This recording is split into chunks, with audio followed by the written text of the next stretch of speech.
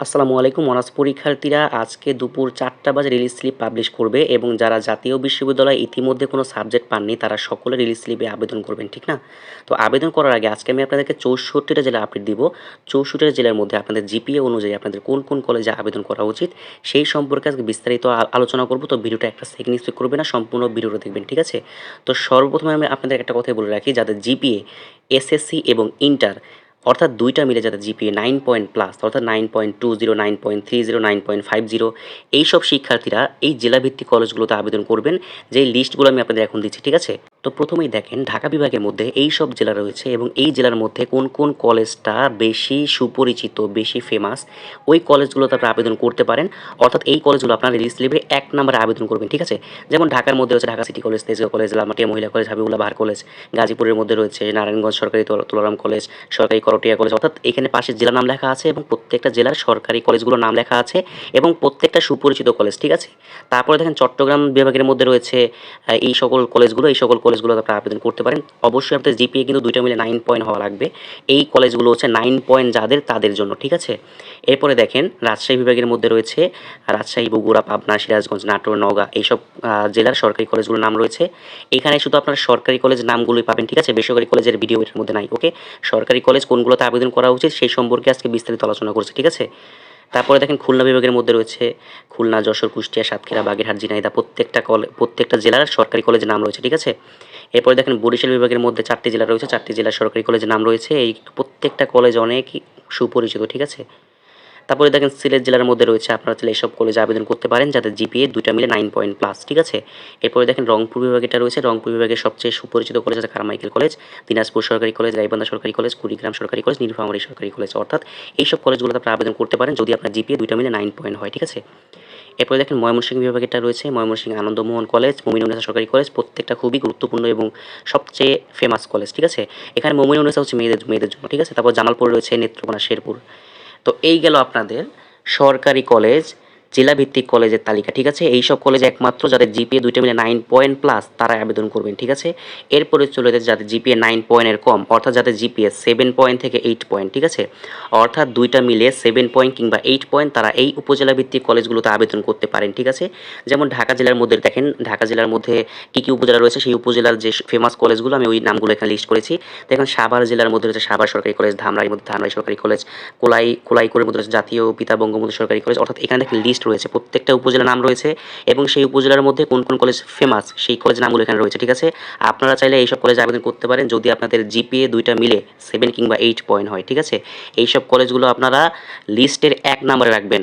আবারও বলতেছি, এখানে যতগুলো কলেজের লিস্ট দেখতেছেন প্রত্যেকটা উপজেলা ভিত্তিক কলেজ এবং এগুলো আপনারা 1 নম্বর চয়েসে দিবেন, ঠিক আছে? প্রত্যেকটা আপনার উপজেলা আপনি খুঁজে নেন এবং আপনার উপজেলার সরকারি কলেজটা আপনি খুঁজে নেন, ঠিক আছে? এবং আপনার জিপিএ দুইটা মিলে কত সেই হিসেব করে আপনি জেলাভিত্তিক কলেজে আবেদন করবেন, নয়তো উপজেলা ভিত্তিক কলেজে আবেদন করবেন, ঠিক আছে? প্রত্যেকটা লিস্ট সুন্দর মতো দেখে নেন, প্রত্যেকটা উপজেলা ভালো মতো খেয়াল করেন। ভিডিওটা স্টপ করে আপনার বিভাগের আপনার উপজেলাটা ভালো করে দেখে নেন, ঠিক আছে? এবার এখানে খুলনা বিভাগেরটা রয়েছে, এখানে রংপুর বিভাগেরটা রয়েছে, ঠিক আছে? পীরগঞ্জ, ফুলবাড়ি, সৈয়দপুর, ডোমার। তারপরে বরিশাল বিভাগেরটা রয়েছে উপজেলা গরুনদী, বানুরীপাড়া, চরফ্যাশন, কালকিনি। সিলেট বিভাগেরটা রয়েছে সিলেট বিভাগের বিয়ানীবাজার, গোপালগঞ্জ, শ্রীমঙ্গল, কুলাউড়া, মাধবপুর। ময়মনসিংহ বিভাগেরটা রয়েছে গফরগাঁও, ত্রিশাল, ঈশ্বরগঞ্জ, সরিষাবাড়ি, ঠিক আছে? এইগুলো হচ্ছে আমাদের সরকারি কলেজের তালিকা, অর্থাৎ উপজেলা ভিত্তিক সরকারি কলেজের তালিকা। আপনারা চাইলে এই সব সরকারি কলেজে আবেদন করতে পারেন, ঠিক আছে? যাদের জিপিএ দুইটা মিলে 9 পয়েন্ট প্লাস তারা 1 নম্বরে জেলাভিত্তিক কলেজ দিবেন এবং 2, 3-এ এই উপজেলা ভিত্তিক কলেজগুলো দিবেন, ঠিক আছে?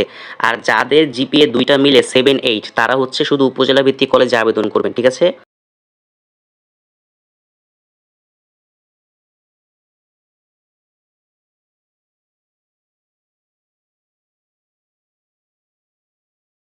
এরপরে চলে যায় যাদের জিপিএ একবারই কম, অর্থাৎ 6, 7, যাদের জিপিএ দুইটা মিলে 5, 6, 7, দুইটা মিলে 5 পয়েন্ট সামথিং, 6 পয়েন্ট সামথিং কিংবা 7 পয়েন্ট সামথিং, তারা হচ্ছে এই সব কলেজগুলোতে আবেদন করবেন, দেখেন। এরপরে যাদের জিপিএ কম তারা ঢাকা বিভাগের মধ্যে এই সব কলেজগুলো আবেদন করতে পারেন, ঠিক আছে? এগুলো হচ্ছে অতিরিক্ত কলেজ।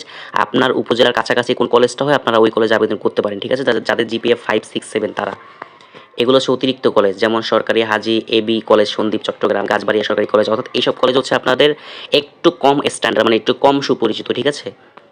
তারপর রাজশাহী বিভাগের মধ্যে রয়েছে বানেশ্বর সরকারি কলেজ, নওহাটা সরকারি কলেজ, শাহ মখদুম সরকারি কলেজ। অর্থাৎ এখানে যে লিস্টগুলো রয়েছে এই প্রত্যেকটা লিস্ট আপনারা দেখে দেখে সুন্দর মতো আবেদন করবেন। এগুলো আপনারা চাইলে আপনাদের যাদের জিপিএ 9 পয়েন্ট প্লাস তারা হচ্ছে এগুলো আপনার চয়েসে 3-4 দিতে পারেন, ঠিক আছে। আর যাদের জিপিএ খুবই কম, যাদের জিপিএ দুইটা মিলে 6, 7 কিংবা 5 এরকম, তারা প্রথমেই 1 নম্বরে হচ্ছে এইসব কলেজগুলো দিবেন যেগুলো হচ্ছে বেশি সুপরিচিত না, ঠিক আছে। এখানে কিন্তু সব সরকারি কলেজের নামে আমি দিয়েছি। তো এটা হচ্ছে সিলেট বিভাগের, এটা রংপুর বিভাগের, তারপরে ময়মনসিংহ বিভাগেরটা রয়েছে। ওকে, তো এইখানে আমি আপনাদের সকল জেলার আপডেট কিন্তু দিয়ে দিয়েছি। যাদের কলেজ বা যাদের জেলা এইখানে পড়ে নাই, অর্থাৎ যারা এইখানে আপনাদের কলেজ খুঁজে পান নাই, আপনারা উপজেলা খুঁজে পাননি, তারা আমাকে অবশ্যই কমেন্টে জানাবেন, আমি আপনাকে অবশ্যই একটা সাজেস্ট করে দিব, ঠিক আছে।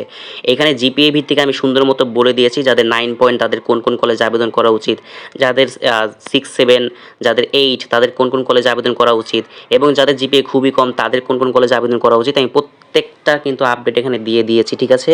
আপনারা সুন্দর মতো বুঝে শুনে আবেদনটা করবেন। রিলিজ স্লিপ কিন্তু লাস্ট অপশন, এখানে কোনো রকম কোনো ভুল করা যাবে না, ঠিক আছে। সবার জন্য দোয়া রইল, ঠিক আছে। সবাই একটা ভালো কলেজ পান এবং ভালো সাবজেক্ট পান, ঠিক আছে। এবং কেউ যদি আবেদন করতে না পারেন বা আবেদন করতে ভয় হয়, বা আপনি যদি আমার মাধ্যমে আবেদন করাতে চান, অবশ্যই আমাকে এই হোয়াটসঅ্যাপ নাম্বারে নক দিবেন, প্রত্যেকটা মেসেজে রিপ্লাই দিব, এবং আপনি চাইলে আমার মাধ্যমে আবেদন করে নিতে পারবেন, ঠিক আছে। তো আজকের ভিডিও এই পর্যন্ত, সকলে ভালো থাকেন, আসসালামু আলাইকুম।